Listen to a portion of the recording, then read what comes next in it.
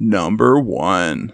I was sitting in my room alone on a dark Friday night watching scary movies, and my parents had left earlier that night to get dinner. Keep in mind, I'm a 13-year-old girl. I heard a knock on the door to my room and thought to myself, who could that be?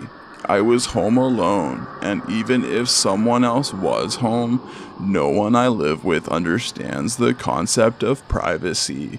Don't forget, I'm a 13-year-old girl who just hit puberty, so this was annoying. I walked to the door and opened it, lightly grazing it across my boobs, which didn't have a trainer bra on, because remember, I'm a 13-year-old girl who just hit puberty, and since my boobs just came in, I often forget to wear one. I peered down the hallway and saw a strange silhouette at the end of the hall. It resembled a buff teenage boy, and because I'm a 13-year-old pubescent girl, I was shamefully intrigued and approached it. To my shock and despair, it was only a coat rack at the top of the stairs.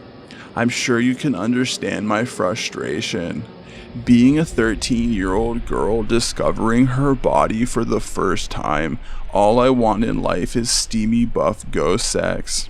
And since this couldn't become a reality, I thrusted my 13-year-old freshly shaven female leg at the coat rack, knocking it down the stairs, and headed back for my room. When I turned around, I quickly noticed that during my 13-year-old feminine tantrum, the door to my room had closed on its own. Not knowing what to do, I grabbed my brand new boobs and charged at the door full speed, knocking myself out on impact, and didn't come to until my parents came home later that night. Too embarrassed by puberty, I told them that I loved the way the new carpet felt and decided to take a nap in the hallway.